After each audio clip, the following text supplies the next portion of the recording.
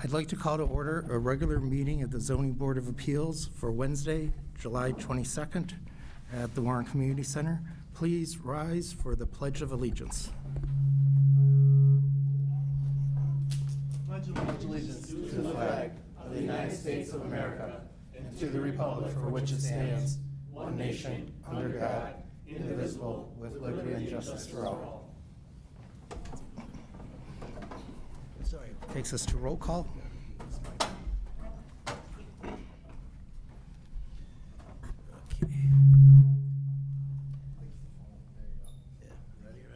Try this again. Patrick, you got a lot of feedback here. All right. Okay, let's try this.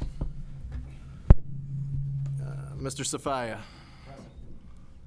Mr. Green. Present. Mr. Perry. Mr. Lindsay. Present. Mr. Clift. Present. Mr. Watts. Present.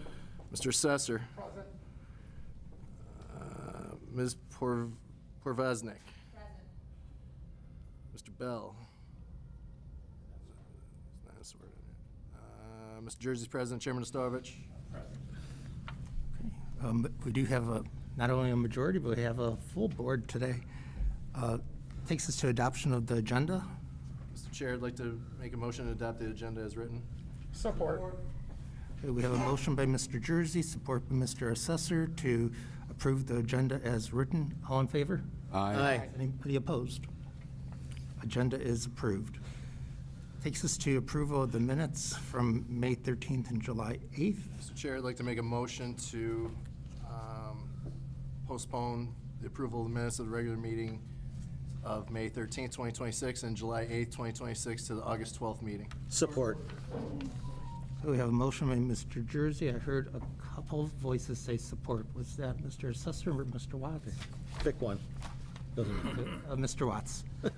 Support by Mr. Watts to reschedule the approval of the minutes of May 13th and July 8th to the August 12th meeting. All in favor? Aye. Anybody opposed? Okay, those minutes will be heard then. Takes us to item number 6. Item 6, applicant Greg and Stacy Decker, Representative Greg and Stacy Decker, common description 5373 Martin.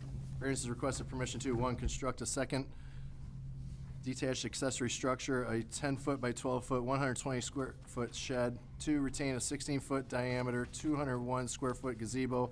3, allow a 120 square foot shed, 201 square foot gazebo, 270 square feet breezeway, and a 399 square foot detached garage for a total of 990 square feet of accessory structure floor area. Is the petitioner present? If you can approach the podium, start with your name and address for the record, and take us through your request. Greg and Stacy Decker, 5373 Martin. Is the green light Is the on? green light on? Yes. Okay. And we're just asking for the 10 by 12-foot shed for, obviously, storage for lawn equipment and gardening supplies and Okay. snow blowers. Okay. Thank you for that explanation. This is a public hearing. Are there any members of the public wanting to speak on this item?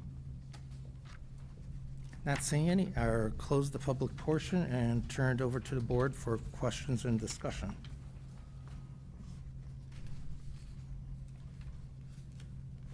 Mr. Chair? Yes, Mr. Jersey. So at first glance, I don't really have a problem with anything the petitioner's asking for. The one concern I got is the camper and the boat in the backyard. To Mr. Schulman, if he could come up.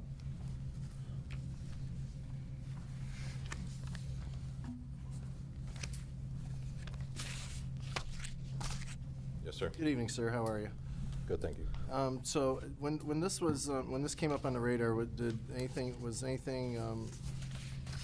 from a zoning perspective brought up with the 2 items in the rear of the yard?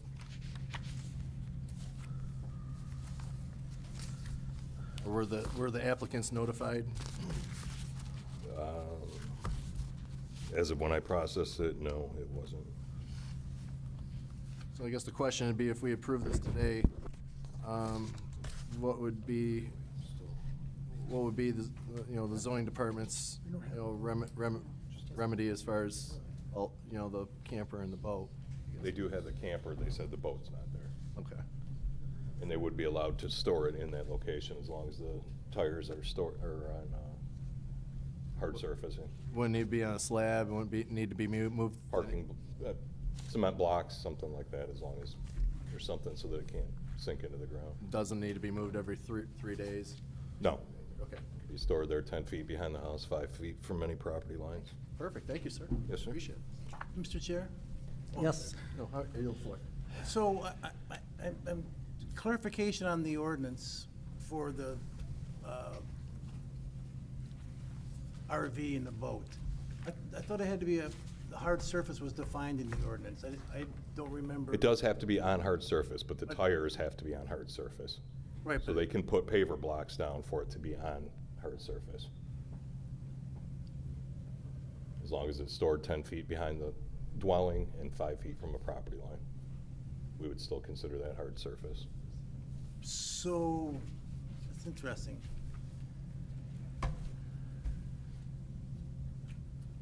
Are they on something right now? I'm not sure.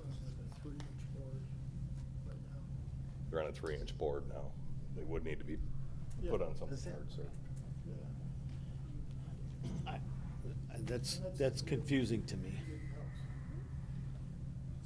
I'm just trying to, because in the past, we talked about, I'm just trying to clarify, not, this is outside of you, but I thought it was, that's new, that's different than I think what was presented before, not from you, but I thought it was like slag or hard Hard, surf, hard surface, we would say concrete or asphalt, or a, concrete or it pavers, could be on a retaining wall block. as long as it's a concrete block. Paver tile, as long as it's concrete. And right now, they're on a piece of wood. That's what he indicated. Okay, so I would entertain a condition on the motion. I mean, I would ask whoever does the motion to put a condition on there that happens, just to protect ourselves.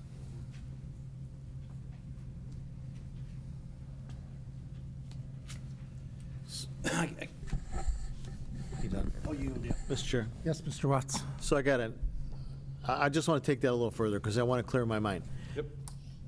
So as long as they're, the RV is on paver, so, or slag or something like that, it doesn't have to be the whole size of the unit, it just has to be where the wheels are at. So that the wheels aren't sinking into the ground, creating ruts. Okay, all right. Very well. I personally don't have a problem with it as long as they fulfill that obligation, so. All right.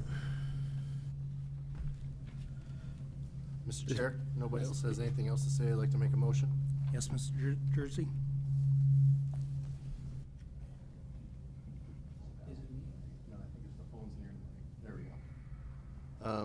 So, Mr. Chair, with taking into Mr. Green's, comments too, I'd like to make a motion to grant the permission to, one, construct a second detached accessory structure, a 10-foot by 12-foot, 120-square-foot shed. Two, retain a 16-foot diameter, 201-square-foot gazebo. Three, allow a 120-square-foot shed, 201-square-foot gazebo, 270-square-foot breezeway, and a 399-square-foot detached garage for a total of 990 square foot of accessory structure floor area. In addition, the camper RV unit stored in the yard must comply to the hard surface requirement per the zoning board, or per the zoning department, due to the fact it's not a detriment to the area and the size and shape of the lot. Support. We have a motion by Mr. Jersey, supported by Mr. Assessor, to approve the petitioner's request. Mr. Chair, With- Mr. Chair, Yes. at this point, can I ask another Discussion? question? Is it appropriate to ask a question right now? I'll suspend my motion for a minute. So how many, is there a number of vehicles that you can store in the back? Just for clarification for the next one. I'm sorry, I should have brought that up earlier. One recreational vehicle. Okay, If it's a licensed vehicle, it could also be stored there, as long so as the it's on a boat- hard surface. Photo of the boat should come in. That would be another recreational vehicle. He said the boat is no longer there. Okay, so I just want to make sure they were clear on that. Yep. Okay, thank you. And that aerial's from 2024. Okay, so. good enough, thank you. Can I add a discussion point?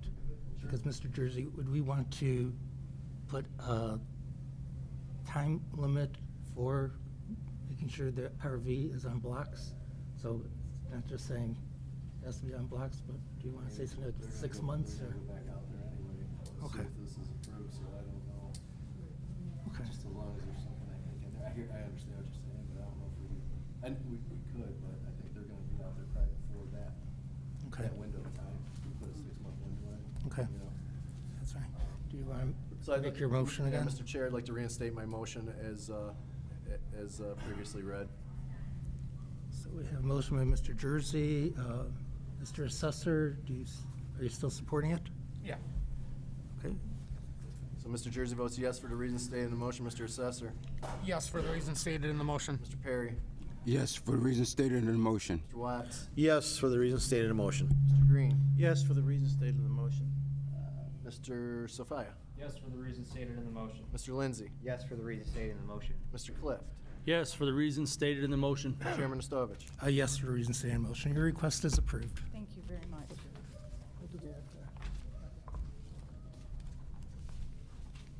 Takes us to item 7. Applicant C. Gwain, Representative Larry Carroll, common description 48209 Mile.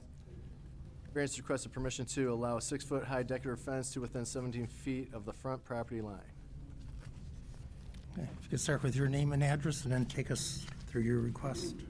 Larry Carroll, 23760 Bradner Road, Genoa, Ohio. I'm a contractor. The customer hired us to, first of all, to help them try to get the variance for the fence. The reason for the fence, first of all, it's a monastery. They've been broken into, held hostage, beat up, robbed. The area where we're putting the fence in, there's a nice walkway, plants, and, you know, it's just a place people can, it's like a park setting. And they found people sleeping back there. I don't want to call them customers, but people that walk the trail back there have been robbed from people hiding back there. And that's the only area that doesn't have a fence in the front. So what we're asking is just to match the fence on, I believe it's the east side, with the fence on the west side, just so they can close it off. With the 7-Eleven next door, I think that's part of the issue, is they're just getting some riffraff from there and people drinking back there. Okay. So I know I think we put 6-foot fence on there, but the existing fence is 5'4". We'll match the existing fence, minus the points on it. Okay, thank you for that explanation. This is a public hearing. Is there anyone in the audience wishing to speak on this item? Okay, not seeing any, I'll close the public portion and turn it over to the board for discussion. Mr. Chair. Oh, wait, first of all, there is an impact statement from planning. If you could read that in first. Yeah, Mr. Chair, so from Scataponis, Assistant Planning Director, regarding the 48209 Mile fence in the front setback. After review of the request and further inspection of the site, the planning staff provides the following comments. Petitioner representing this property at the time received the site plan approval with conditions for a new 6-sided gazebo on March 26, 2018. Subsequently, that petitioner submitted a written letter to withdraw their site plan for the proposed gazebo, and on June 20th, 2020, the Planning Commission voted to accept the petitioner's request to withdraw and the project was closed. However, upon review and inspection of the site plan the site in question, the following issues that were identified on the site by the planning staff in 2018 are still issues that need to be addressed, along with new issues observed during the site visit. 1, all paved stone masonry pillars and pottery should be removed from the area within the 60 feet right-of-way line along 9 Mile Road and in front of the temple. The paved stone is also not permitted in the front 30 feet setback of the property in the temple per section 5.11. The paved stone should be removed and all other items and restored to grass, or the petitioner will need to obtain a variance to retain the existing work within the setback from the Board of Appeals. 2, in the location that has been proposed for the previously withdrawn gazebo in the southern area of the property, a statue was raised with a raised pedestal, and 6-sided foundation base has been constructed. The structure appears to be at least 13 to 15 feet in height from ground level of the foundation to the top of the statue. No building permits were attained for this construction. 3, an 8-foot wide greenbelt or 6-foot high brick embossed poured concrete wall would be required along the offset east and south property lines abutting the R1C one-family residential district. 4, storage of items was observed along the brick wall to the southwest of the storage garage located in marked parking spaces and shall be removed. Open storage of materials is not permitted on the site. 5, junk and other various items was observed to be stored in the area between the south side of the storage garage and the south property line. These items should be removed. 6, the 2 rows of existing parking spaces to the south of the main building were measured during the site inspection to be approximately 17 feet in length. The minimum length for 90-degree parking spaces is 20 feet with a minimum adjacent 22-foot maneuvering lane. 7, there is a row of existing 60-degree angle parking spaces abutting the curb of the concrete walkway along the west side of the main building. These spaces were measured at approximately 15 feet in length. The required length for 60-degree angled parking spaces that abut a continuous curb is 20 feet with a minimum adjacent 20-foot maneuvering lane. 8, there are 2 90-degree accessible parking spaces located along the east side of the main building abutting a continuous curb. These spaces were measured at approximately 15 feet in length. The minimum length for 90-degree parking spaces is 20 feet with a minimum 22-foot maneuvering lane. For all the parking areas that do not comply with the zoning ordinance requirements, the petitioner may need to reconfigure the parking layout and maneuvering lanes to obtain variance approval. 9, a dumpster with insufficient screening is located along the south property line near the southwest corner of the storage area. A trash enclosure should be provided measuring a minimum 10-foot by 10-foot shall be constructed of 6-foot high brick embossed poured concrete walls with 45-degree angle cap have screened gates and be placed upon a minimum 10-foot by 18-foot concrete pad that provides an 8-foot wide apron. Masonry block shall not be used as construction material.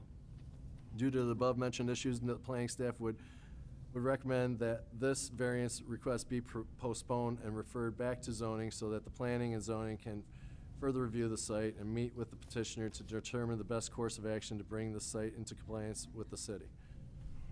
Mr. Chair. Yes, Mr. Watts.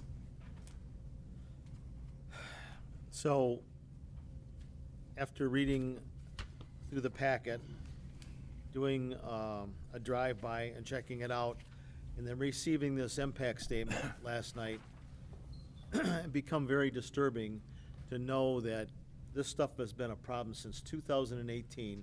Here we are 8 years later, and none of this has been taken care of at all. I'm gonna be a person to make a motion to deny when we're done with our discussion, because I just have a problem with this. Something that's gone this long, they haven't fixed the problems, they know it, and then I read in here that they're against killing the plants. Well, you know, I drove by there, and I gotta be honest with you, I think the place is in disrepair. I think it needs a lot of cleanup work around there, and I'm sympathetic to the problem that they're having with the crime over there. And, you know, maybe they need a security team to try to help with the problem. I'm not a fan of putting a fence that close to the roadway either, so I'll let everybody else have their shot at it, but that's my feelings. Mr. Chair? Yes, Mr. Green? So, to kind of put this in perspective, so what's before us, the variance is for the fence, and it does not meet the criteria for fencing. It's a violation of the ordinance, so I don't think we need to postpone. I think we need, like Mr. Watts said, to go ahead and vote to deny. The other problems are internal. I do often wonder when organizations put down that they don't have any money because they're a nonprofit organization. Nonprofit's a tax status. That's nothing to do with how much money you have. So I think it's misleading to say that they don't have money. I don't know how much money they have, but they don't have money because it's nonprofit. I did a little bit of background, a little bit of research on, so did they make police I'm just curious, did they make police reports on these hostage situations? Do you know? I'm assuming yes, but I didn't get into that with them. Yeah. The money for the fence. I know, but, well, he's the guy who's here, though. Right, well, they can't So, speak English. Yes, so that's a good answer. You know, the money for the fence is coming from the federal government, it's a grant. I met them through a friend of mine who donates money to them. Right. They operate through donations only, you know. These other issues, were they notified about them? Have they gotten? But again, so my question was specifically about that, and you answered that for me, so I appreciate that. But the nonprofit thing doesn't fly. Nonprofit doesn't mean you don't make money. It means it's a tax status, so that's not gonna fly, and we need to, I mean, outside of the whole issue of the variance, if these things are happening, you need more in the fence. I mean, they need Right. more in the fence, and I think if they were serious about this, their representative would be here, not the person putting the fence up. That even. So I'm the general contractor. I understand. I am doing more work I'm not bad, than that. I'm not doing you in, I'm just So- saying, I'm surprised that they're not here to defend, you know, their part of They it. can't speak English. They can't Well, understand we can always, English. we can always get You know. people. So- So they got all the answers, so And- I'll be a no vote on the fence, so. Mr. Chair. Can I just share my comments here first? See, because a fence, I'm normally don't have issues with. I just, you know, if the fence was around the side and the back, the fact that it's up in front of the building, I think that is a part of the fence that I don't like, because I think that area should not have fencing per even the ordinances. But I would actually say, because I noticed that the impact statement was dated on the 20th, which was 2 days ago. I don't know if the petitioner actually had a chance to maybe see that, or if they know that. You know, we could possibly entertain postponing this to a future date, so that way they can actually address all of this with planning, as opposed to just voting it down. It was just a thought that I had. Mr. Chair. Yes, Mr. Jersey. So to the petitioner, so the fence that you want to install, where on the property is it going to go? You said across the east and west part? No, so there's already a fence, I believe it's on the east side, so it's basically just right in front of that hedgerow. Basically in the against the picture there. 7-Eleven, right? Yeah, so there's a concrete fence along 7-Eleven. It would just connect at that corner of that concrete fence and So then how many, go over to their gate. how many footage of fence are you going to be installing? It is a total of 160 feet. 160 feet. 160 feet of a 5-foot, 4-inch fence. Yes, sir. You know, we see this time and time again, and I feel for you because you're the contractor, and you're stuck with hearing us rant about property that you're just the middle guy, you know, so. And I knew nothing about the Absolutely. violation. I fully believe that. And, you know, here's the problem I have, Mr. Chair, with postponing it. You let people slide through like this that have had one chance after another. I understand the language barrier, but how much do you care about your property to have 8, 9 different things going on it for umpteen amount of time? and here's your chance to come address it, and nobody shows. They send the fence guy. It's like a rental unit, having the landlord send the renter here to do his bidding. And to me, that's a poor way to do business. And I'll be honest with you, sir, 160 feet of fence isn't gonna help any kind of problem that's going on over there. We've installed fencing at other properties in the light of, being a safety thing or, a security measure. And 2 of the 3 that I've passed since being on this board, the gate's always open. So what good's the fence gonna do?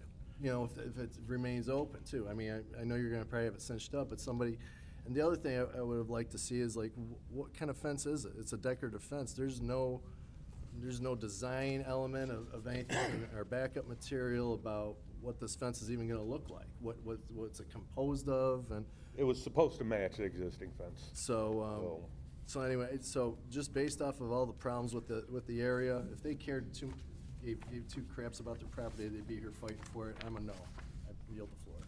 Chair, Yes, Mr. Lindsay. I'll keep it short, because I pretty much agree with the sentiments that the board's made.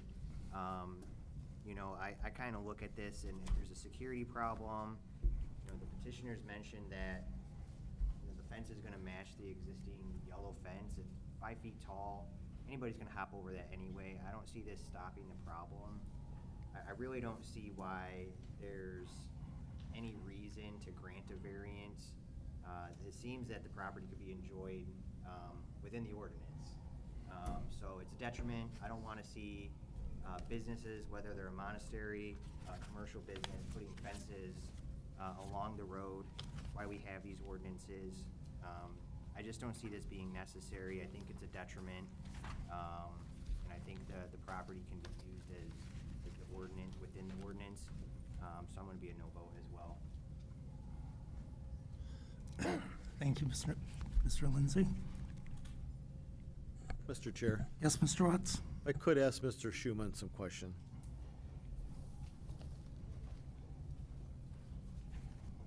Can you elaborate at all on enforcement on the things that haven't been done?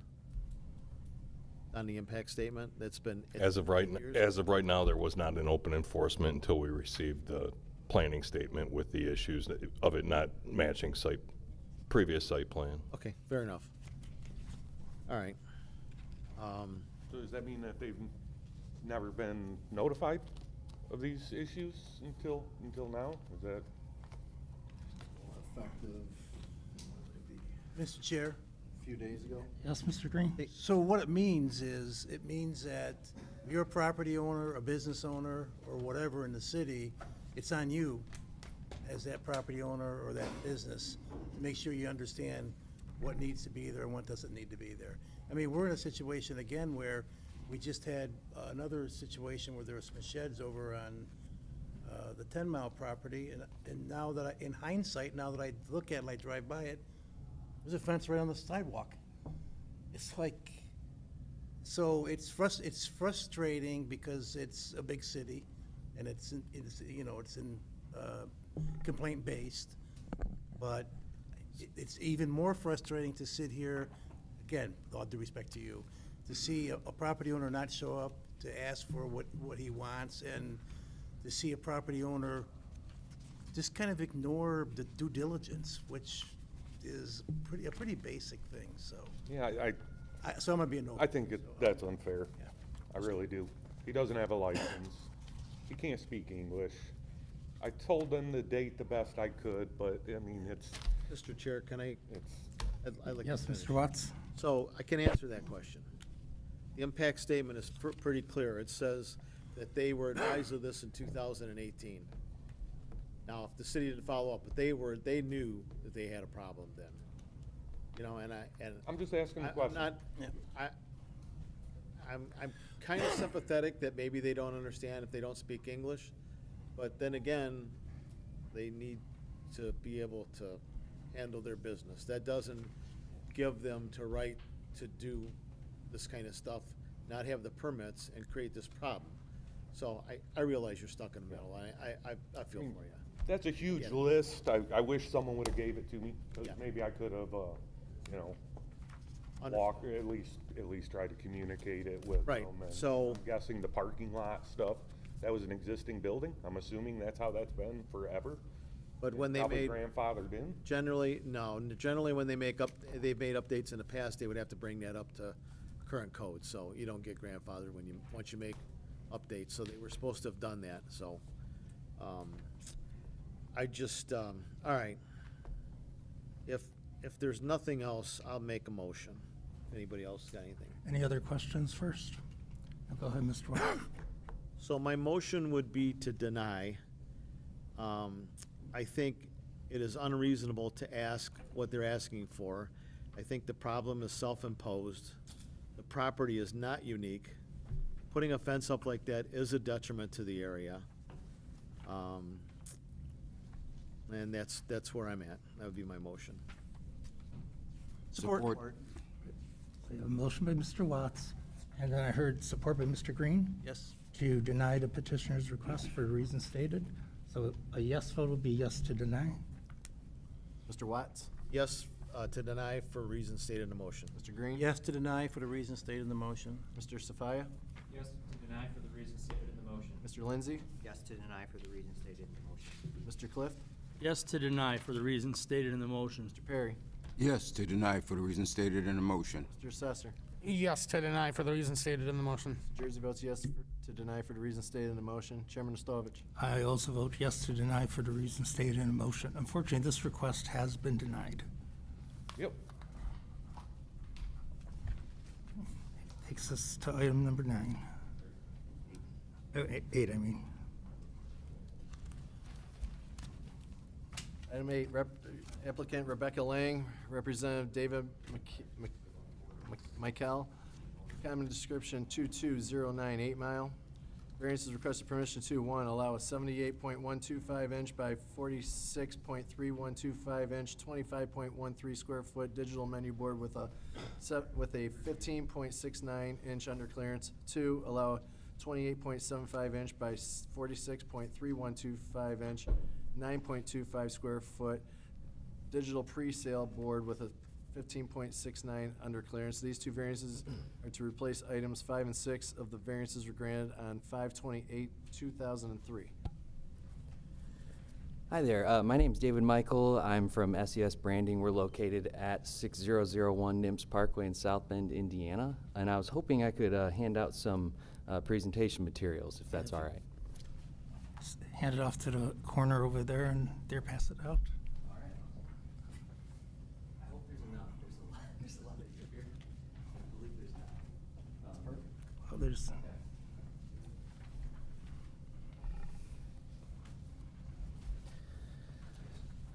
Like I said, my name's David Michael from SES Branding. We handle the exterior branding and site visibility concerns for Popeyes. And we are located in Oh. South Bend, Indiana, but, sorry, yeah. I heard your name, but I didn't hear you state an address. 6001 Nimps Parkway, South Bend, Indiana, 46628. But yeah, we travel the country to ensure that Popeyes locations are visible, consistent, and appropriate in the built environment. Like previously stated, 2209 East 8 Mile Road is the address on the northeast corner of Klein Street and East 8 Mile Road. It's zoned M2. And we're here today to essentially replace the existing drive-through menu board and pre-sale board. Those are manually changed out. They're not digital. We are requesting digital menu boards today. The slightly smaller square footage. I'd like to take you to page 2 of the handout here. This is an aerial of the site. As you can see, there's some traffic patterns there. It's specifically designed for drive-through usage. It's a pretty small parcel for a restaurant, but it works really well. The restaurant is doing well. They want to remain up to date with the industry standards by updating their menu boards to the digital.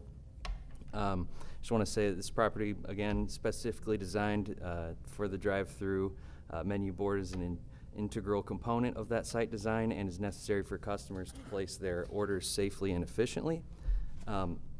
Unlike many commercial signs intended to attract off-site attention, this menu board serves only customers who've already entered the property and are committed to using the drive-through. Because of this unique operational characteristic, replacing the menu board is fundamentally different from adding new advertising signage. I also do want to point out on the north and east edges of the parcel, there is about a 6-foot tall brick wall lining the parcel there, and the menu boards are directly facing it. So there's going to be no off-site impact there. The illumination, there's going to be no animation. The illumination is going to be within the code. I do want to say this is not a personal or economic reason for requesting this. So approving this request would not be a detriment to the nearby properties. Digital menu boards improve readability, reduce ordering errors, and help vehicles move through the drive-thru more efficiently, reducing unnecessary vehicle stacking. And the updated digital display is functional modernization, not an attempt to increase profitability. The Burger King down a couple parcels to the east, it's a little bit of a bigger parcel, but they also have the updated menu boards. I do want to say that I believe this property is unique. It's very small. There's not much on-site parking. It's a small building. There's going to be a lot of drive-through customers. So with that fence being there, or the brick wall, it's perfectly set up for those menu boards there to have no off-site impact. Strict compliance of the code, it would unreasonably prevent the applicant from Popeyes from updating the drive-through equipment to current industry standards. That's already functioning as a drive-through. The requested variance does not expand that use. It just allows Popeyes to update their equipment. And we can go on to the next page. We'll show you there. These are the menu boards that are existing. Employees have to personally go out there and change them out, go through the parking areas, driveways. The digital menu boards, everything's instantaneous. Nobody has to go out and change anything. And the updates are immediate and right there for every customer when they're pulling through. If you go to the next page, these are the updated menu boards. Pre-sale board is slightly larger in square footage. I want to say it's about 2 square feet larger, but the actual menu board is about 3 or 4 square feet smaller. So the square footage is staying the same, the location's staying the same, just updating the technology there. And I don't believe this is a self-imposed request, or the need for this request is not self-imposed. This was not self-created. We're just requesting to update the equipment. We're not requesting any additional signage or commercial signage of that nature. And like I mentioned earlier, I feel like this is a necessary change for Popeyes. There are other restaurants in the area that have those updated digital menu boards. So that is why we're here today. I just want to summarize a couple things. Not a request for additional signage. The proposed primary menu board is smaller than the existing. The signs remaining in the same location. No increase to the intensity of the site's use. The proposal modernizes the existing infrastructure using current technology, and this request satisfies each of the 6 findings required for approval of non-use variance. So for those reasons, we respectfully request approval. And if you have any questions, I'm here to answer them. Thank you for that detailed explanation. This is a public hearing. Is there anyone in the audience wishing to speak on this? Not saying any, or close the public portion, turn it over to the board. So I just wanted to verify first, because looking at the measurements, so yeah, the menu board is actually a little smaller, but the pre-order is a little bit larger, so it's almost. In total, it's going down about 1.2 square feet, I think, so essentially the And same. I just wanted to make sure, especially whoever makes a motion, that part of the motion is that if you get these 2 variances, that would take the place of the previous sign variance from 2003. You're fine with that, right? Sure, yeah. Okay. Mr. Chair? Yes, Mr. Jersey. So I don't have any problem, very well presented, and, I don't really have a problem with the sign package, per se, especially with the layout of the way the complex is, with the you know, the wall being pretty much all the way around it. I do have a question for Mr. Schulman. And one more thing, there is actually a tree, if you see on one of the last few pages here, I believe it's like page 5. There's even a tree kind of protecting the menu boards from off-site from the front, too. Yeah, you got so- some green space, good job. Yeah, you know? There you go. So, how you Yes, sir. doing again, sir? Good. So, looking through the packet, it says, you know, enforcement, we had COC required on 7/24 of 23. Looks like you guys were back out there on 6/25 of 26. Is there a COC on this property? Yes, there is. There is, Yes. currently, okay. Yep. So what was the complaint from 6/25? Can you, because I've never seen that written up like that, it's just, From 6/20. it's filed 4/21, 26, sorry, my bad. Yeah, there was a new owner. The new ownership did apply Did for a apply, COC got it. and Okay. did complete basically a name change for Okay, the perfect. Thank you, COC sir. Appreciate application. I just didn't see it on there. I was like, I figured it was with the app change, so I just wanted to get your verification. Nobody else has anything else to say. I'm prepared to make a motion unless somebody else has something. Yeah, Mr. Chair. Yes, Mr. You have the Green? floor. I would like to make sure that, pointed out by Mr. Jersey, that we, in our motion, request that all old signage, you know, that it be removed. But, and my point is gonna be this, to the board. So I think we have to get a little more focused on doing this on all our motions, because we just did a rebranding on 12 and Hoover, and the poles themselves, where the signs were left up, and now they're zip tying signs to the empty poles. So my point is, I think as we do, I think we gotta be a little bit more conscious of putting specific conditions, and in a new business, I'm gonna bring up a couple other ones, so I just wanna make that point. Thank you. Okay, thank you, Mr. Green. So, if nobody else has anything else to say, I'll make a motion to allow permission to grant the petitioners permission to, one, allow a 78.125 inch by 46.3125 inch, 25.13 square foot digital menu board with a 15.69 inch underclearance. Two, allow 28.75 inch by 46.3125 inch, 9.25 square foot digital pre-sale board with a 15.69 inch underclearance. With those being approved, these variances are to replace the items 5 and 6 of the variances granted on 5/28/2003. In addition, the petitioner shall remove all old signage mounts and hardware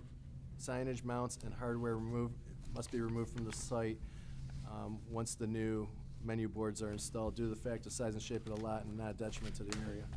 Support. So a motion by Mr. Jersey, support by Mr. Green to approve the request for the reasons stated. Ms. Jersey votes yes for the reasons stated in the motion. Mr. Green? Yes, for the reason stated in the motion. Mr. Watts? Yes, for the reasons stated in motion. Mr. Sesser? Yes, for the reasons stated in the motion. Mr. Perry? Yes, for the reason stated in the motion. Mr. Clift? Yes, for the reasons stated in the motion. Mr. Lindsay? Yes, for the reasons stated. Mr. Safaya? Yes, for the reasons stated in the motion. And Chairman Nestovich? Yes, for the reasons stated in motion, your request has been approved. Thank you, appreciate your time. You want these back? I will take them off your hands, so you don't have to deal with them. Yeah, that's fine.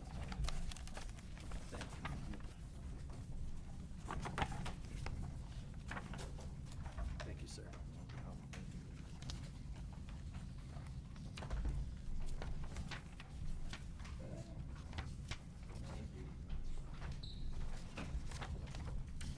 Takes us to item 9.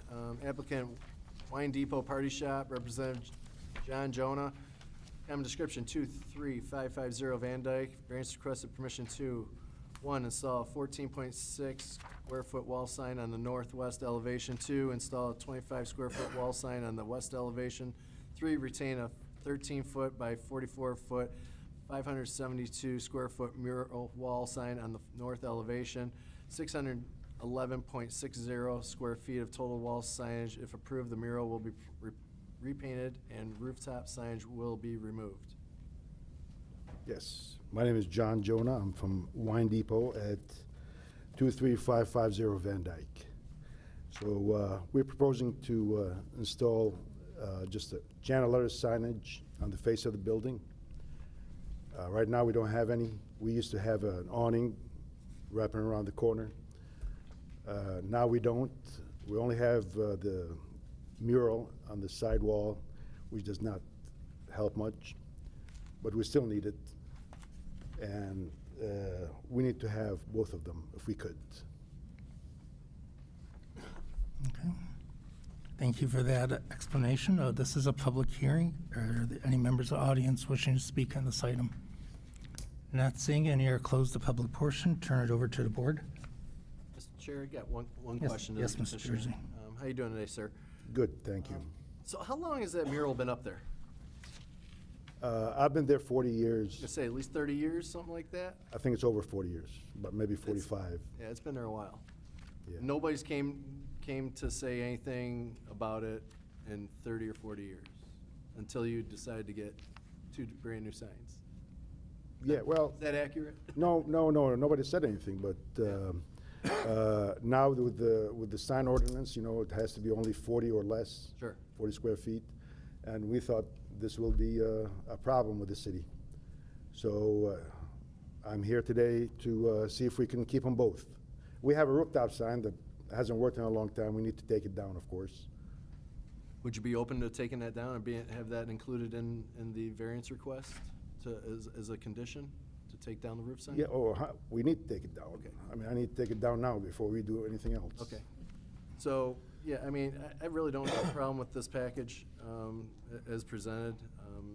As long as you just make sure the mural, you know, in the course of time, you know, hopefully you're there a long time, you know, another 40 years, but, so we'll, I'd like it, you know, continually freshened up. I don't know, Mr. Chair, if we can put that, or maybe to the attorney, can we put that condition in the, you know, the request that. Absolutely. I mean, it was part of his request that, if approved, the mural will be repainted and the rooftop signage will be removed. I mean, what would be the good wording to use with that? I'm kind of struggling to try to find proper wording with that, like as. I would just read it as it's written. Just as written? And maybe. But I put mean, it- say it fades in 20 years. I mean, that's why I'm kind of getting at. Like, so Oh. it doesn't get to a point where it's starting to flake or whatever. I know if you're there, you'll do your due It is diligence, flaking but- now, yeah. Well, we did it maybe 10, 12 years ago, and maybe 10 years before that. Okay. So it really needs it now. Faces the north side, so it takes a beating, you know, with the wind and stuff from the winter and stuff. Yes. So that was my only concern, I don't know how you we're know, gonna, just to try to keep it fresh and making it look presentable for years to come. So I'll yield the floor if any other board members have any suggestions. I mean, I suppose you can just maintain it. I mean, it's gonna be hard to put a timeline on it. Yeah, I 'cause know. it may- As it may be needed. 5 or- years, it may be I know, 20 years. I know. Yeah. I know, Maybe when it starts flaking again, after we do It's it. true too, I mean. I'll yield Mr. the floor Chairman? for a second. So, Mr. Chair? Yes, Mr. Clift first, Oh, then sorry. Mr. Green. Go ahead, Ms. Cliff. Sorry. Yeah, so, I'm familiar with this location, and I know that in my time in the city, at least twice it's been refreshed. Maybe 3, I'm having a hard time remembering. But on the face of it appears that the petitioner regularly updates that mural as needed. I personally don't really seem a need to bring a context into the motion to assure that he's already demonstrated as a 40-year business owner in our community that he kind of takes care of his mural signage just without anybody having to tell him to do so. So I just don't see a need to put that footnote into the motion. Petitioner's more than demonstrated enough times that he keeps that thing fresh when it needs it, so I'll yield the floor. Okay. Mr. Green, you had a comment?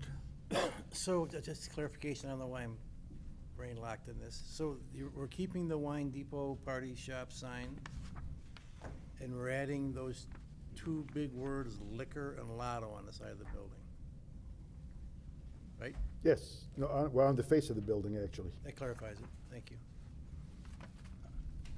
I have a question, and maybe the attorney might be needed to answer this, because I have no issues with the mural, because the owner has done a good job with it. What I worry about is, okay, you know, the mural that says Wine Depot Party Shop, and in small writing on the side, it mentions like the liquor, beer, and all that stuff. And the concern I have is, what can we put in there so that way if the business is sold, that somebody doesn't follow through and said, oh, we have approval of a mural, and have the whole thing just say beer, liquor, wine, as opposed to the name of the business and what they currently have. I mean, because I don't know if they're, you know, because I always worry that if we approve the mural to the size, that if the business is sold, it stays with the business, and the next business can say, oh, I'm not gonna have the name, I'm gonna just say, you know, say beer, wine, and liquor, you know.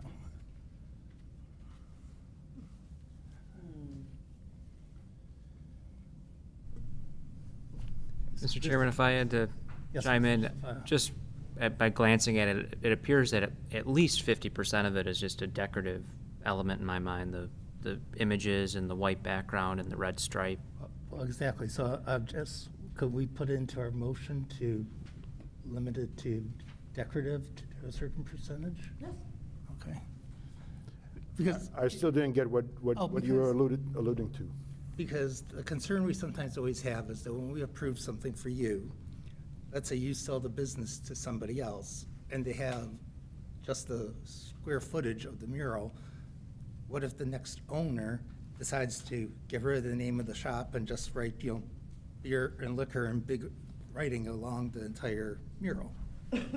So by putting a condition of what part is decorative, so therefore the name of your business, those images, you know, it's free, but you'd only be able to have like the writing of like the beer and liquor on it to a certain percentage.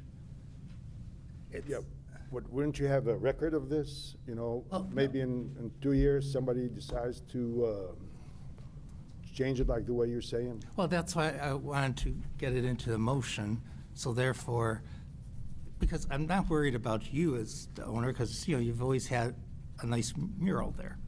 I always just sometimes think about, you know, you might sell that business someday, and we want to make sure that whoever buys it, you know, keeps it. Chair, thank you. Yes, Mr. So Jersey? so what if we said we retain the mural, we retain the mural as Depicted. as depicted What does that mean on the record? on the building currently? Any further adjustments or modifications would require zoning approval? I think that sounds fine. Mr. Jersey, Yes, Mr. how do Lindsay? we reflect what's depicted when we look back at the record, right? I mean, all we have is meeting minutes, so how do we reflect what's on the mural today, 10 Well, years from now? I think, well, would this still be in the e-packet, like in the backup material though? I don't know if that's part of the record. I mean, maybe that's a question for the attorney. I would assume the meeting minutes are the record. Mr. Chair? The One moment, results, Mr. I mean, everything's in there, the petition and the results and. Okay. Yeah, maybe that's the way to go then. Okay. Thank you, Mr. Lindsay. Mr. Green? Yeah, we're overthinking this and beating it like a mule. Okay, so the variance in front of us is square footage. Zip. That's what it is. They're asking for square footage. I mean, next guy can paint up, go to LZBA on there the next time as long as it meets the square footage. So, dude, I feel like a mule here. We beat this one up so bad.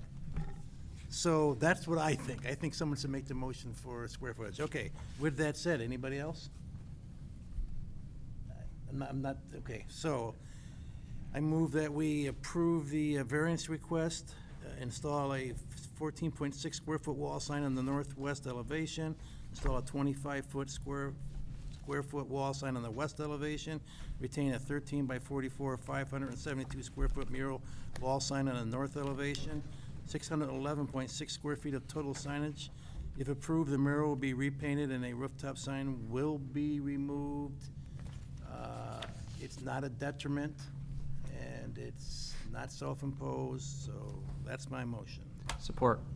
So we have a motion by Mr. Green and support was by Mr. Sophia to approve the request for the reasons stated. Mr. Green. Yes, for reason stated motion. Mr. Sophia. Yes, for the reasons stated in the motion. Mr. Lindsay. Yes, for the reasons stated. Mr. Clift.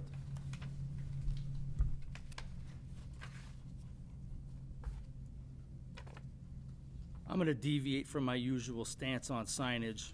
I find that mural to be of a historical significance to the area there. It's been there for so long.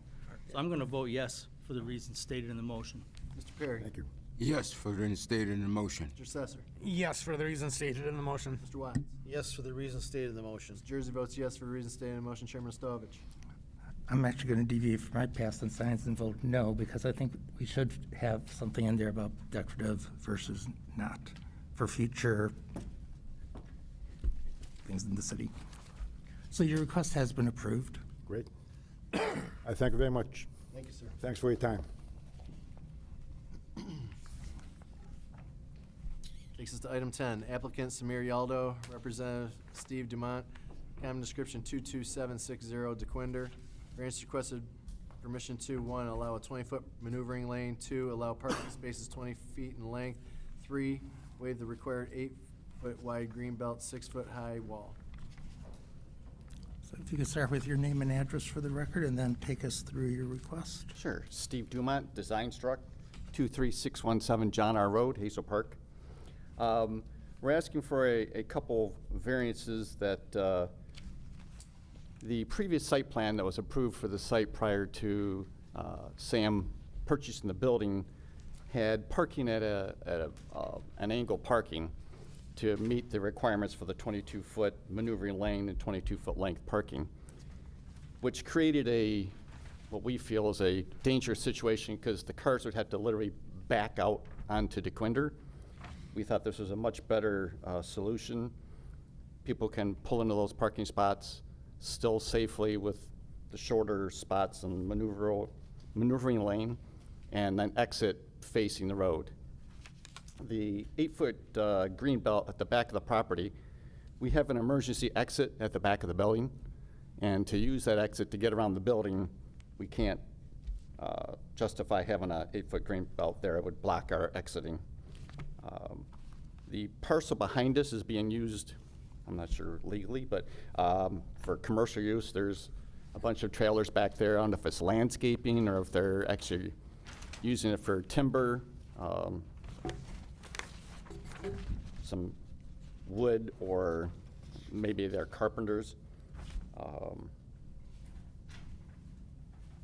Really, it's just the safety of pulling in and out of that parcel is what we're worried about. Currently, there's parking in the front setback right of way, which we're going to landscape over, and that's not allowed anymore. So we're going to move the parking to the rear lot, and it kind of creates this situation because of the existing building and property lines. Any questions? Not at the moment. This is a public hearing. Is there anyone in the audience wishing to speak on this item? Not seeing any. Mr. Jersey, there's a impact statement from planning to read in here. Yes, sir. So, per Michelle Kapad-Ponis, Assistant Planning Director, after review of the request, no issues were found to impact the budding local or general public. The petitioner received site plan approval with conditions for a tire service and minor auto repair facility on April 13th, 2026. Although the adjacent property to the east is zone R1C, one family residential, this property is used as a vehicle and small trailer storage yard on a gravel grass surface. The petitioner's site plan indicates that the existing privacy/chain link fence will be relocated to the east property line. The plan also indicates a proposed 6-foot wide landscaped area containing new evergreens spaced 10 feet on center, 4 in total along the east property. Thank you, Mr. Jersey. With that, I'll close the public portion and turn it over to the board for questions and discussion. Mr. Chair, Yes, Mr. Green? what is the business? Tire repair and small, How come I couldn't find it? just small automotive maintenance. Oh, it's on the impact statement. Okay. Yeah, they're not doing major engine repair or transmission, tune-ups, quick stuff. I'm good. Thank you. Mr. Chair. Yes, Mr. Watts? So I got a couple questions. I think I've driven by this a couple of times. I'm looking at the aerial view, because I was concerned about something you said about the property to the rear. But now I'm looking at the front there, and I'm familiar how those properties are backing out on onto DeQuinder. So I have a lot of concerns with that, no matter what size the parking spaces are. And then I'm looking here at the properties. There's a vacant lot between two buildings. It shows here. Is that part of his property? It's not, okay.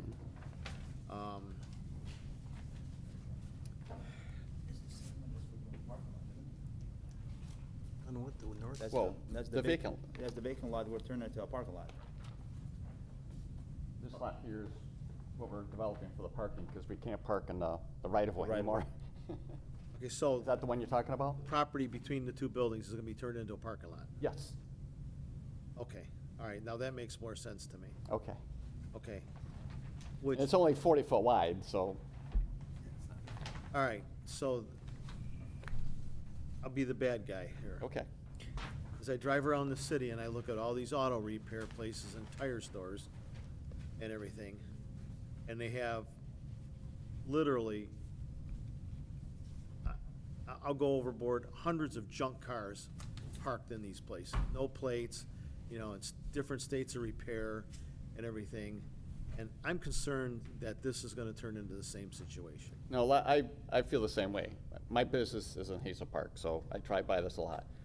Those are typically, there's a lot of collision shops there that they take a long time to repair, because I've talked to some of the owners, and I had a vehicle repair, it took 9 months to get the hood in. That's. But I'm not justifying I know what you're they do, saying, but. But that's not what's happening in Warren. I've had too many contacts in my years on council and here where these places are problems. So I'm very. Yeah, that's why we're I don't want getting, it to turn into this. I mean. Right. Somebody brings a car, and I get it, if it takes a week to get a water pump, I get it, okay? But a car that has no plates and a fender falling off of it, that's not waiting for a water pump. Right.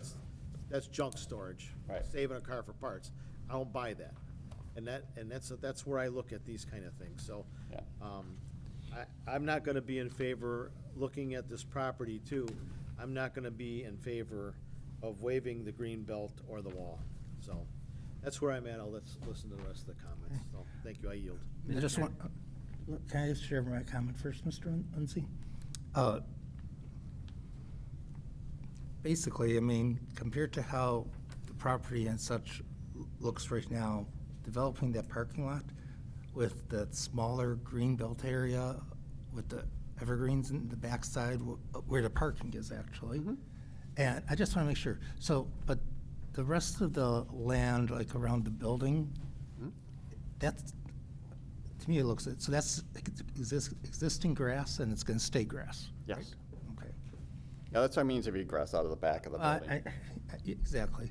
And then, personally, I like the fact that the area along the street, they're greening again. Yeah. You're taking that asphalt away and putting in grass. Because I think all properties look better and not having parking there, but having the greenery. So that's just my comment. Mr. Lindsay? Yeah, I'll just make a quick comment. So I really don't have a problem with this. The only thing that I'm not in favor would be similar to Mr. Watts. Not in favor of waiving the green belt. I think we need more of that stuff, not less. Other than that, I'm okay on the first two items. I'll yield. The only green belt we're not putting in is behind the building. So we're not screened from another residence. They're using it commercially.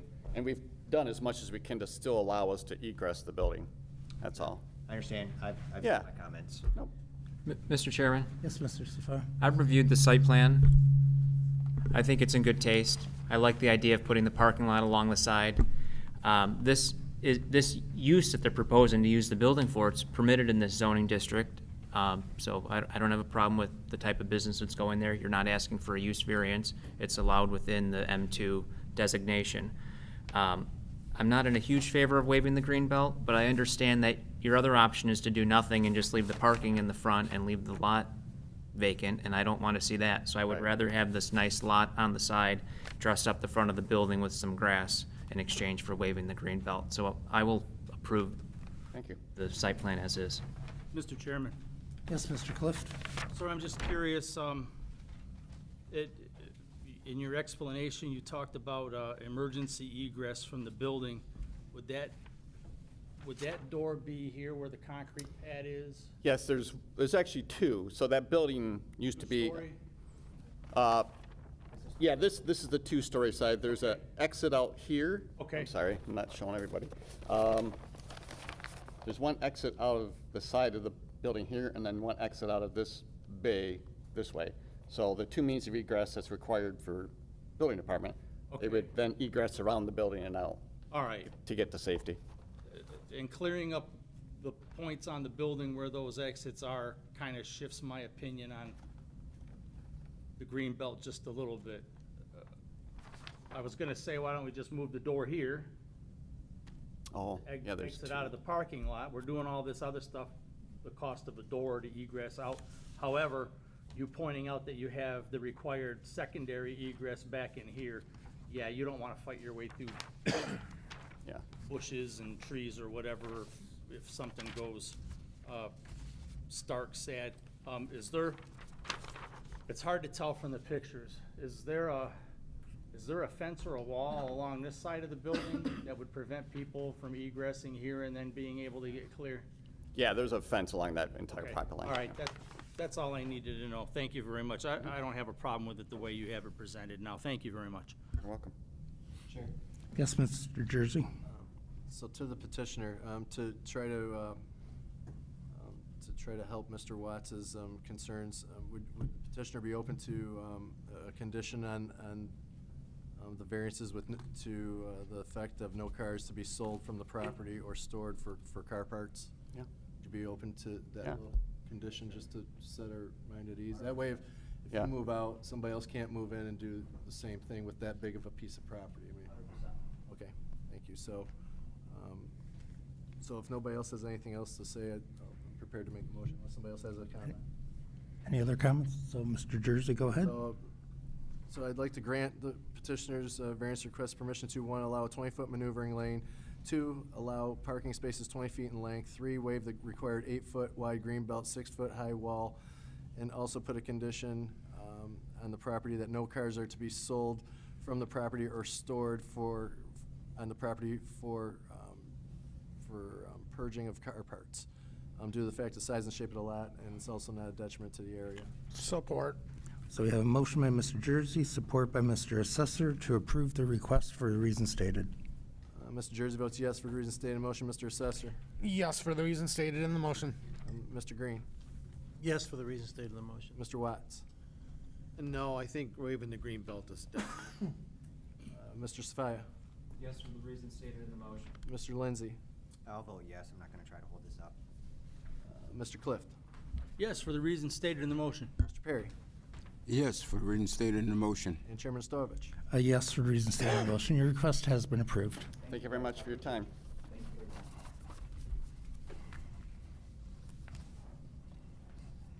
Takes us to item 11. Item 11, applicant Silex Properties LLC, Representative Obu Wena, common description 7244 Jackson, the lower unit. Variance requested, permission to allow two-family dwelling in an R1C zoning district. Hello, Start good with your name and address, and then take us through your request. Hello, good evening, everyone. My name is Obu Wena from Silex Properties. My address is 7244 Jackson Avenue, Warren. Okay, and then explain your request or what you're asking for. Okay. Yeah, I'm the current owner of the property. I acquired it back in August of 2021. I bought the property in its partially converted condition. The previous owner started the conversion with framing and all. I then bought it and completed the building, investing about $100,000 in it. During the build-out stage, the City of Warren Building Department provided both rough and final inspections, ensuring that the build-out was done perfectly. Each unit that we have today has separate furnace, separate electrical, separate patios, separate entrances, separate basements. So requiring the property to be restored to a single family dwelling residence would result in significant waste of existing improvements, construction materials, and investments already made to the property. This variance request will allow the property to be utilized in a manner consistent with the improvement while maintaining the residential character of the neighborhood. Granting this approval will also not negatively impact neighboring properties or public safety. The exterior will remain residential in character, consistent with surrounding homes. This request is wholly based on the unique physical condition and existing improvements of the property, which were established prior to my purchase of it. And then the build-out was also inspected and approved by the Warren Building Department. Okay. Thank you for that explanation. This is a public hearing. Is there anyone in the audience wishing to speak on this item? Not seeing any, or close the public portion and turn it over to the board for discussion? Mr. Chair. Yes, Mr. Watts. So I have a couple of questions. When did you buy the property? Back in 2021 of August. 2021. And I couldn't understand you real well. I apologize for that. But you said during this time you've been doing this work and you put $100,000 into it? Yes. And you called for inspection Yes. and they turned it down? No. So we did the rough and the final. So we carried the City of Warren throughout the build-up process. Okay. Okay, I got a question for Mr. Schuman.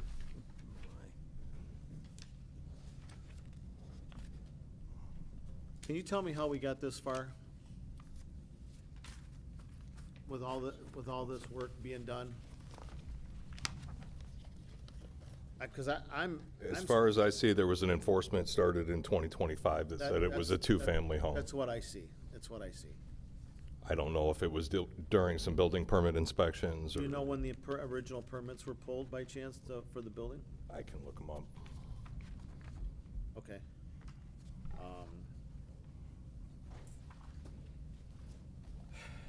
I'll yield for right now. Sure. I got more Yes, questions. Mr. Jersey.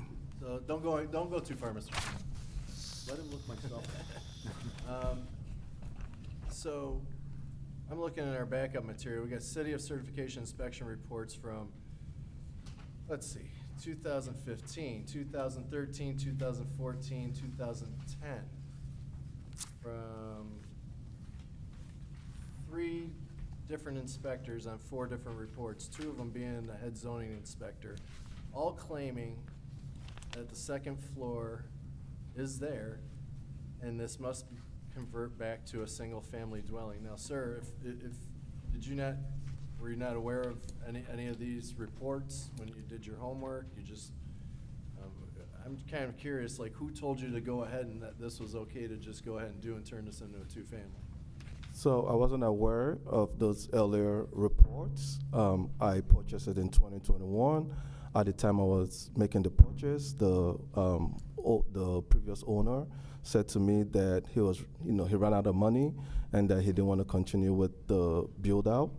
And then I went ahead and purchased it, and I continued the build out from there on out for about 2 years. You took an old landowner's verbal commitment, basically what he was doing to the property, probably illegally, and just ran with it instead of consulting the city or consulting anybody in zoning or building. Look, if I'm going to dump $50 into a property, I'm going to check with the city to see what the heck I'm going to do as far as trying to make an investment in a second living situation above me. You know, to me, I don't think you did your homework. We got 4 different reports looking. They're plain as day here. And if you did any kind of homework on this, you would have seen that one of these would have popped up. And to dump $100,000 into a property, and not do any kind of follow, just go based off of what the guy who was living there was doing, is neglectful, in my opinion, as, you know, a business owner or somebody who's gonna be renting. So Mr. Schuman, real quick, so these city certification inspection reports, Can Mr. Schuman answer Gary's question first? oh, sure, yeah, go ahead, I'll yield the floor. I don't see any current building permits open. The last permits on the lower unit were from 2021. Those were mechanical and electrical. I don't see anything for building as far as interior alterations. And it received city certification in August of '21, which means at that time it was in compliance As a single-family dwelling. as a single-family dwelling, or else it wouldn't have Because- received it. In regards to what Mr. Jersey says, I'm looking here at this inspection report on the January of 13. Illegal two-family dwelling must convert back to one-family dwelling and obtain appropriate permits, see attached. And then I see the same thing, well, it says separate entrance for upstairs noted in 14, on August 14. Yes. And, okay. All right. Thank you for looking that up. Mr. Chair. So, now I have a bigger problem. Okay. Because it appears to me that he spent a lot of money with no permits. There's no building permits, it was just mechanical. I got a real problem here, so Okay. I yield. Mr. Lindsay? Mr. Lindsay, then Mr. Green. Earlier? Go ahead. No, go ahead. Okay. So yeah, I'm looking at this too, and, you know, to the petitioner, I guess I don't understand how you invest so much money into a property not knowing that it's not zoned properly. I guess, help me understand that. So that's a very fair question, and really, I would say that was the first property that I acquired, right? And it was a learning process for me, very clearly. It was after the fact, I then realized that, okay, this is a situation. And I remember one of the Warren Department officials, you know, actually schooling me on it to say, hey, next time you have to come to the city to find out, you know, what the history is on this property. But it was a rookie mistake, and I take responsibility for it. Sure. And quite honestly, you know, I'm gonna trust you, right, that you don't know.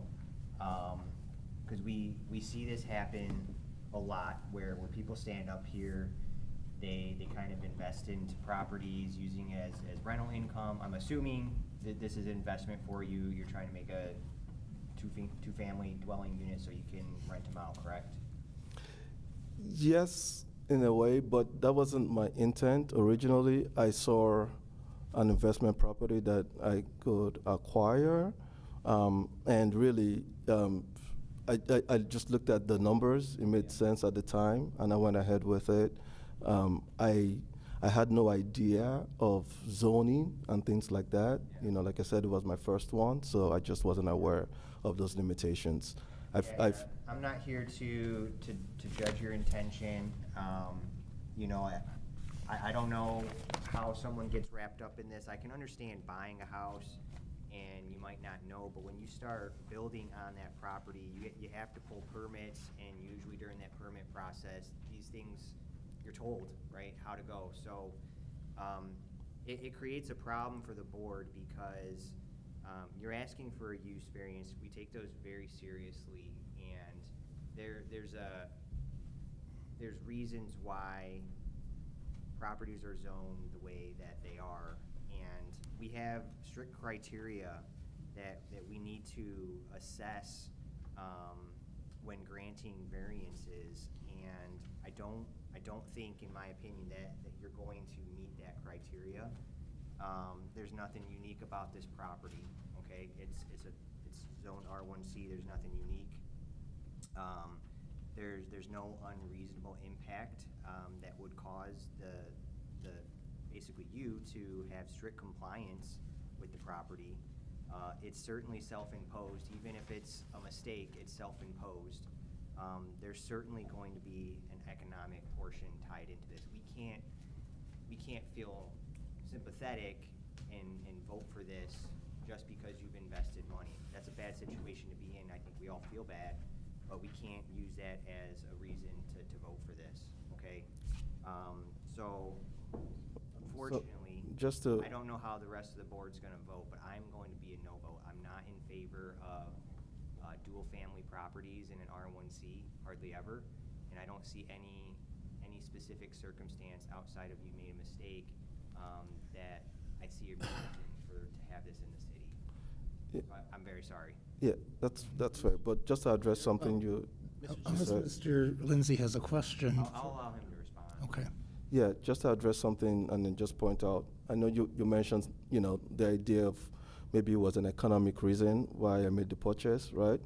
But really, if you look at the way this property was built out, I had the option of just having one furnace, one electrical unit, but the way the previous owner already framed the place, it just made sense to even invest more and have it as two separate units, right?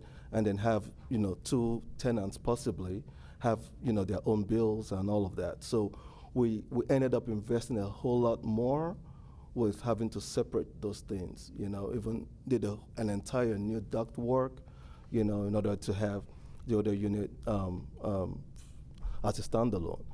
As a result of that, of course, like I said, we worked with the city to get all the initial permits and all of that, in order to do all of, if in the course of that action that I had, gotten a nod to say, hey, you can't do this because it's not zoned right or anything of that nature, I would have backed out at that point, to be honest. But to be fair, I might not be quoting you exactly, but you said when you purchased a property, you felt that it was a good opportunity. So that is an economic reason. And not something that we can use as criteria to grant the variance, unfortunately. No, when I mean a good opportunity, I was referring to the purchase price at the time, right? And of course, with the wholesale purchase, right? Now I know better in the real estate business. It's important to make sure that the buy price is reasonable enough. That's the way you can significantly come out on top, right? So yes, I found this wholesale deal at the time, and the purchase price made sense, right? So that's why I went ahead with it, but I didn't have that visibility into some of these nuances related to the zoning and things like that. So, but for the past, I would say 3 to 4 years, the building has stood the test of time. It's really been, it was well built out, as a matter of fact. It was well built out, and We understand your passion about it, but I think that answer your I think question. I've stated my comments. Okay. You've answered any questions I have. I want to turn it back to the board. Mr. Green, you had a comment? Yes, if there's no any other comments, I would make a motion. Are there any other comments? I have one. Hold on, Mr. Cliff. Yeah, I'm looking at this and I'm seeing 2010 this problem was first recognized. It's 26 years ago.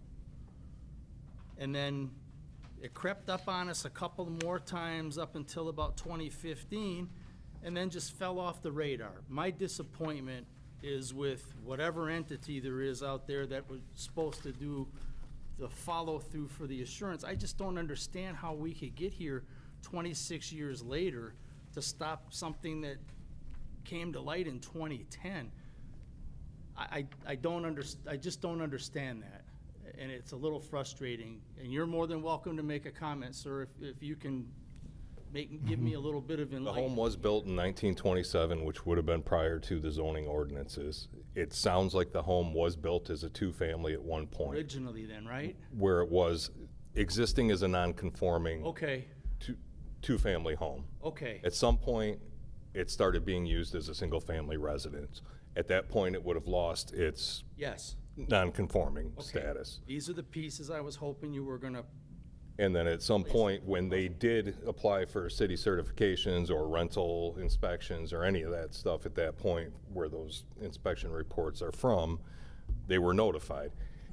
At the time, all it would have taken them, if there wasn't separate meters for gas and electrical and stuff like that, it would have been just a matter of removing a kitchen setup in the upper unit. upper unit. And it would have been a single-family home and be put back in compliance. They passed their inspections. Who's to say they're not gonna put another kitchen in it and it becomes a two-family home somewhere down the line? But I can only go by with, I'm glad you had the answers to that, because that was very disturbing to me in the back of my mind. To the petitioner, you're a licensed real estate agent. Yes, I am. How long? I got licensed 3 years ago. 3 years ago. Yeah, 2, 3 years ago, yeah. Okay. Well, I'm gonna yield the floor. Thank you. Mr. Any Chair, I've other- got one more question. Yes, Mr. Watts? I want to confirm with Mr. Schuman. You said there was no open building permits, correct? No, there's not currently any. So there was none? No. Okay. The last permits that appears to be ever pulled on that were pulled on the property was 2021. Okay, thank you. So, are there any other questions or discussion, or Mr. Green? Yeah. You had to make a Okay, motion? I'm prepared to make a motion. Okay. So I move that we deny the request by the petitioner to allow a two-family dwelling in an R1C zoning district. It can be used as zone. The property is not unique. It would be a detriment to the area. It would become a density issue, and it's not necessary. Do we have a support? I'll support it. Okay, so we have a motion to deny by Mr. Green, support by Mr. Watts. Roll call, so it's a yes vote, is yes to deny? Mr. Green. Yes to deny. Mr. Watts. Yes to deny for reasons stated in motion. Mr. Assessor. Yes to deny for the reasons stated in the motion. Mr. Perry. Regrettably, I have to say yes to deny for the reasons stated in the motion. Mr. Clift. Yeah, I'm gonna have to go yes to deny for the reasons stated in the motion. Mr. Lindsay. Regrettably, sir, I do have to vote no on this. I'm sorry, well, yes to deny, for the reasons stated in the motion. Mr. Safaya. Regrettably, yes to deny. Mr. Jersey also regrettably votes to deny for the reasons stated in the motion. Chairman Ostovich. I will also vote yes to deny for the reasons stated.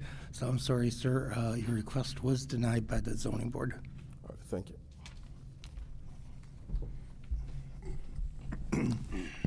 Takes us to new business, which was discussion of the ZBA rules of procedure. Uh,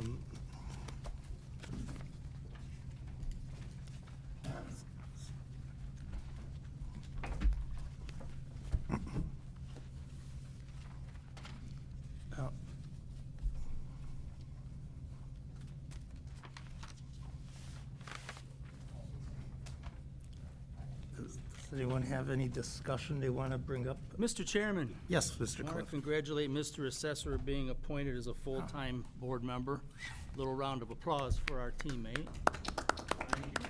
I only caught the first name, Kaylee. She's here as, I'm sorry.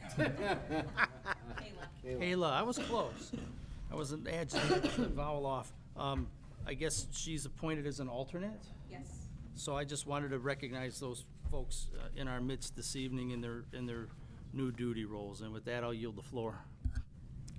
Yes. Same sentiment as Mr. Clift, for the record. Welcome to the board as a permanent member and as an alternate. And you got your first experience at one of our meetings. Okay. So, Mr. Chair, regarding the bylaws, kind of open to a discussion regarding the petitioner shall have 3 minutes to present any rebuttal evidence raised by the board during discussion. I'd like to hear what fellow board members have to say on that.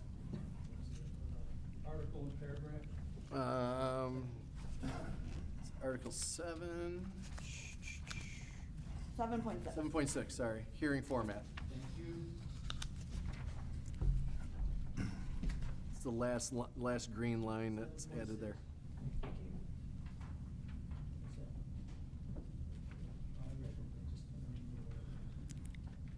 See, I actually like including that because so often we have, petitioner gives their talk, they might have, there's different comments from the public, and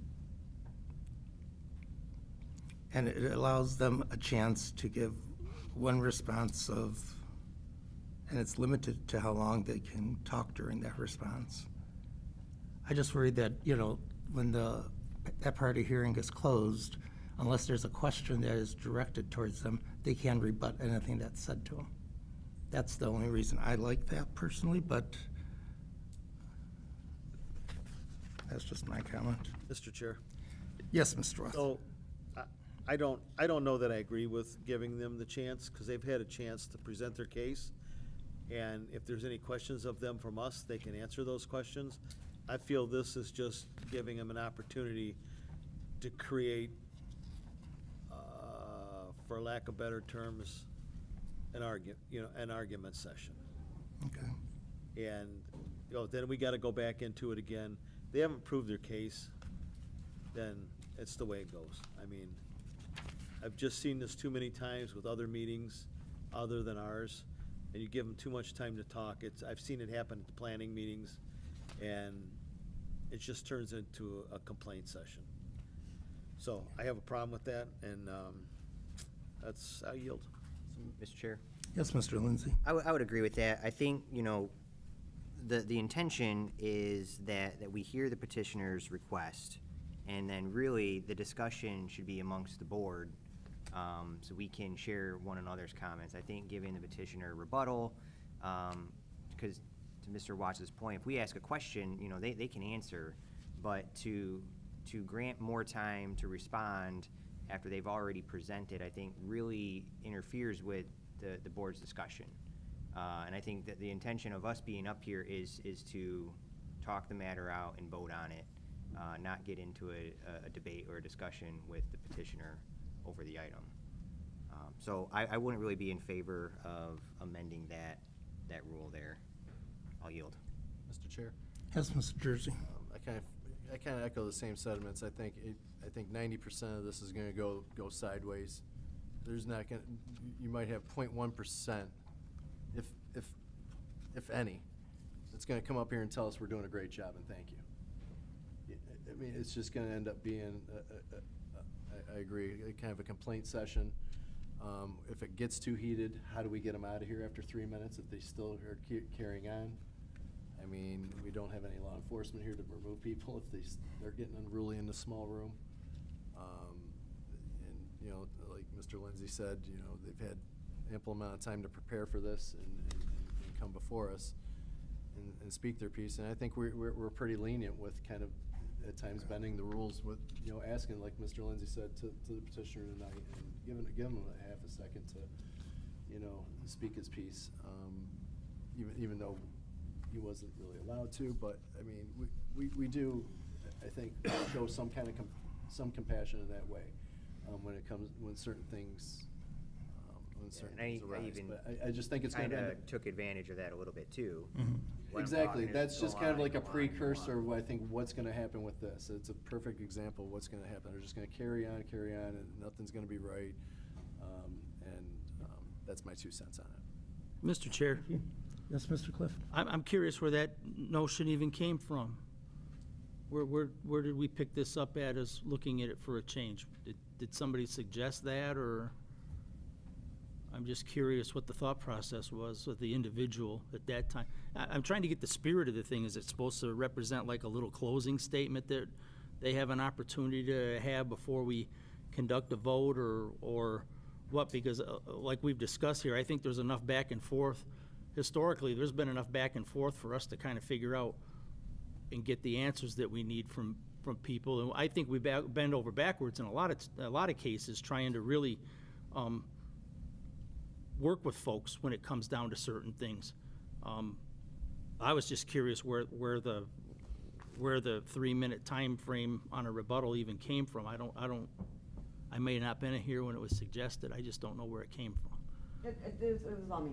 It was you? Okay. As an attorney, this comes from a standard of due process. Okay. For an opportunity for everyone to be heard. So am I close in saying it's kind of like a closing statement for them? Not or necessarily, there's just. something came up in discussion? There's instances where, you know, the petitioner tries to say something about a comment that was made up here, and, I mean, sometimes you guys allow it, but other times you weren't asked a question, you can't respond. Okay.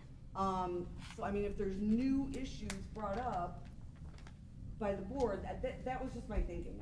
These are your rules, I could care less what you do. No, I appreciate what you're saying, because I'm gonna say this, that sometimes we cut people off right away and don't give them an opportunity when a question arises to discuss things, and other times, I'm gonna say we're inconsistent sometimes with that. We'll let people ramble on and go, and sometimes it's like, yeah, I didn't ask you a question, so, you know, please be quiet.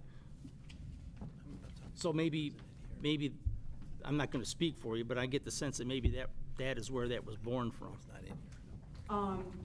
No, and again, I mean, it's just, I mean, this is a more formal hearing than any of the other commissions. I mean, planning commission and zoning are more formal. As it should be. But, you know, I was talking to another colleague in the office, and we were talking about this in particular, and she's like, no other commissions do it. They present their case, the board moves and decides, and that's it. So, Okay. All right.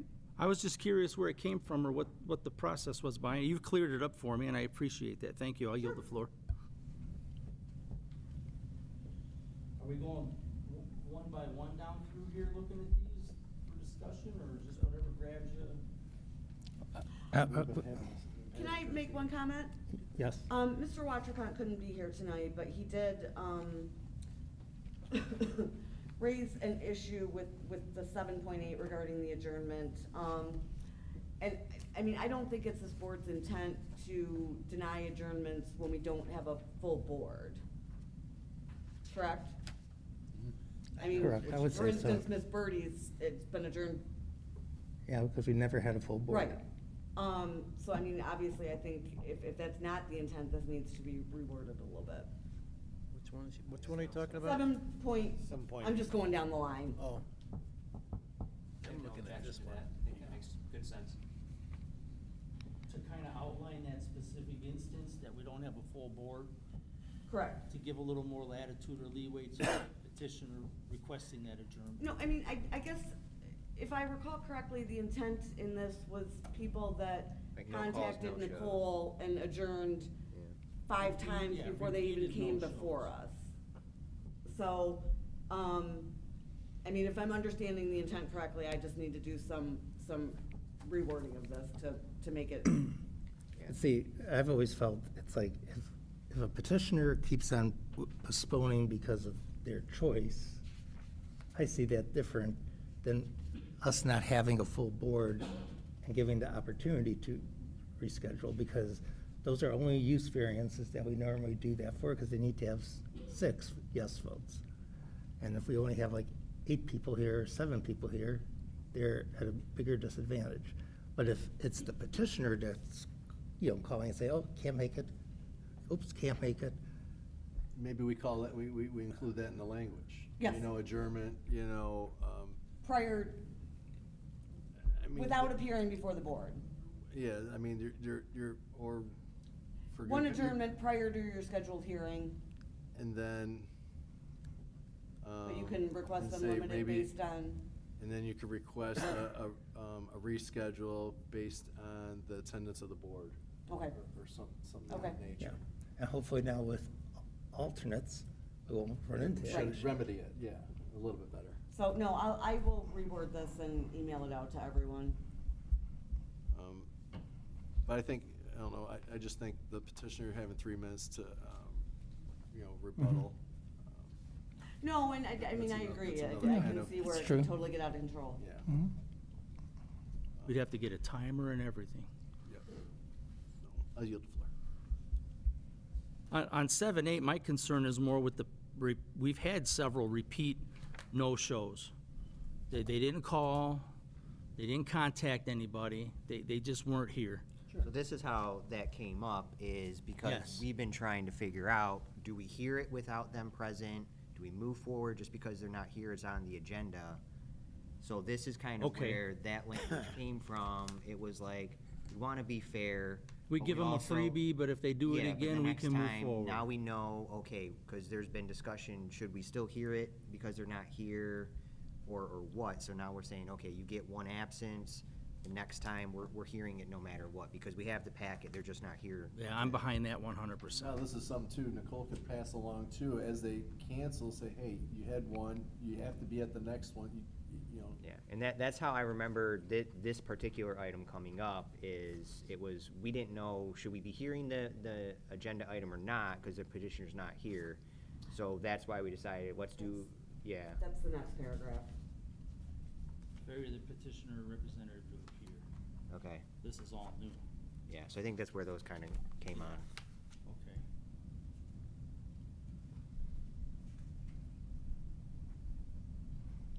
I'm not a fan of that 3-minute thing either, to be honest with you.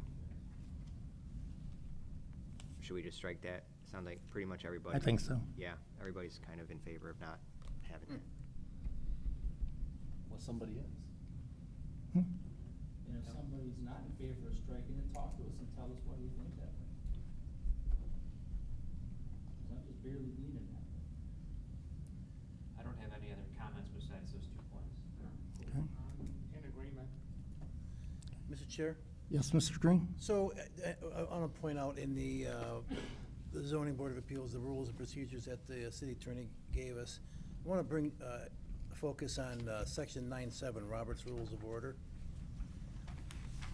I think we could be a little bit more effective as a board if we were a little bit more in compliance with Robert's Rules of Order as our guidelines. Specifically, in the orders people speak, who speaks first, who speaks last, people speaking, well, I'm sure I've done this, but that's not, it's up to the chair to monitor it, is people speaking twice before someone else has had a chance to speak. So Robert's Rules of Order is clear on how, procedurally, how meetings are run. And I think that we could be a little bit more, I think we could be more effective and more professional if we tend to familiarize ourselves a little bit more with Robert's Rules of Order and go from there. So that's just a comment I have on that. I would agree. Thank you. I have one other new business item. Well, are we done with this I first? don't- I don't know, that's what I'm asking. Because I know there were a couple changes we talked about. Mhm. So if those get revised, and emailed out, we can vote on it next meeting? Yeah. Yeah. Sounds good. Okay. Yes. So, Mr. And- Go ahead. Oh, no, I'm Jennifer. sorry, so, I just want to be clear, we're going forward with the changes that Mr. Green requested? It sounds like, yeah. 3 minutes. Yes. Oh, no. No, I- initially. Oh, yes, for the cancellation, if you don't have a full board. Yeah, no, and there were some other, like 10.4, 10.8, 10.11, Sorry. 10.12. Those look fine to me. Okay, perfect. Yeah. Okay, Mr. Green, you said you Yeah, had. real another quick, item? so, with the same mindset, so we have tools available to us that I don't think we're using. For example, I'll be very quick. It brings up Thrifty Florist at 13 Mile and Ryan. So the minutes from the last 2 years that we've done Thrifty Florist, or at least the 2 years ago and the ones before, that there was discussion about dumpsters still being out, it's still out. There's bricks piled up by the side door, there's still bricks piled up by the side door. The entire front of the building has outside sales, not 600 square feet. The parking lot has no striping, there's no ADA parking area. It's just this whole list of things that we talked about, and it was our mistake for not specifically making them conditions as part of our motion that we made with the variances. So I think we need to be a little bit more on tune with that and make sure that we're doing that. But the problem is, we have tool. The tool is this. I think we could, I'm not gonna do it today, but I think they're using, at least 13 Orion, they're using more than 600 square feet of outside sales, because the entire front of the building is. But this is a bigger problem than just that. The tool is, we can make a motion to ask for a letter to be sent to the business owner, or the petitioner, or whatever you want to refer to him as, for a hearing. And in that hearing, they have to come before the board and demonstrate to us that they are in compliance with the variance that we approved. And if they're not, we have the right then as a board to take the variance away. I don't know what the right word is. Rescind the variance. So I think we need to keep that in mind, but it's, in this particular case, it's kind of our fault, not our fault, but we need to be more specific with the conditions so that if we need to do that, because we're always standing here going, oh, you guys, you're not enforcing it, you're not doing this, and you're not doing that. Well, we have a tool. And I think that we should maybe familiarize ourselves with the tool, maybe try to use it in situations where we've given specific conditions on variances. That's all. Thank you. Mr. Chair. I would agree with Mr. Green, because 12 and Shaner is the same way. We specifically told them to clean that up. So I don't know if Brian could add anything to that. I mean, they're dumpsters, they were told to put, they're not even in the closures. So. I'm in the office 95% of the time. Okay. So I can't speak for. All right, well, we need to put you on dumpster patrol. All right, now, I'm gonna bring up something from the last meeting that I have a problem with. I've done a little research on this, and I think it's a big problem. We had the vote on the Buddhist place on 10 Mile last week, our last meeting. And we had a tie vote. Last time we had a tie vote, that put the item into tabling or postponement. This time, all of a sudden, we get to make another motion gets to be made, audit the plan, and then put it back out for a vote. It can't be both ways. I think the thing should have been tabled, and I think we actually have a problem, and that needs to come back for a vote the proper way. I think that was a huge mistake. I don't know legally where that puts us. I'm not sure what you're talking about. So we had a tie vote that would table or postpone it to the next meeting. That's the way. Well, not necessarily. Well, that's the way Robert's Rules of Order read, and that's the way we've done it in the past. No, all the tie votes that we've had, if something didn't get the required 5 votes, it fails. Well, okay, failed or postponed, right? No, it fails. Okay, then failed. Then why did we go forward and get another motion then? So that just proves. Was this at the last meeting, Mr. Watts? Yeah. I don't recall. Because There was the Buddhist tie temple. vote for a motion to there's- deny. Yeah. The motion to deny. Oh, that's right. failed because it was a Yeah. 4-4. Okay. So then we had a motion made to approve it. with, After altering the plan. And somebody flipped. And Which I don't and it think- still stayed tied 4-4. And so basically, approving it with the 2 less dumpster and stuff did not pass either. So both failed. Right. So the point is, the motion technically failed. Now what do we do? The first time. Well, I mean, I don't know the that way you I get an option understood to it, do it again. If the Take motion another fails, if somebody has a different motion, they can make that. I would disagree with that. I think that's a problem. Because if the motion is a tied vote, that means it failed. You don't get to come back at the same. Well, the meeting. tie has nothing to do with it. It didn't get the required 5 affirmative votes. Right. So it failed, period. End of Yes. story. We shouldn't have been taking another vote. That's the I point I'm think, trying to make. Mr. Okay. Chairman, I think this takes us to, remember we had this discussion about the fine line between trying to negotiate for maybe David, you can help me out. Do you remember what I'm talking about? We talked a little bit about, We often try to negotiate against ourselves with the petitioner. or help them out, Yeah. or however you want to say it. And I think that's kind of where, That's a problem, yeah. yeah, that's where this kind of came from. That's been said before, that we shouldn't do that, and then we went ahead and did it anyways. Well, so by making the motion. Right. So that's, I think that's. I will look into that issue for you off the top. I can't answer it right now confidently, but Yeah, I, that's fair, yeah. okay. Mr. Chairman? And plus, the second motion was not the same as on the first, because the first one had 4 dumpsters, and the second motion was then only having 2. You're right, it did Or change. the sheds, I mean, not dumpsters, I meant sheds. Oh, no, I'll look into it and get an answer. It wasn't the same motion, or, so we're waiting to hear from Jennifer on that. Mr. Chairman? Yes, Mr. Safar. I'd just also like to notify the board, I'll be unavailable September 9th. I'll be out of town out of the country.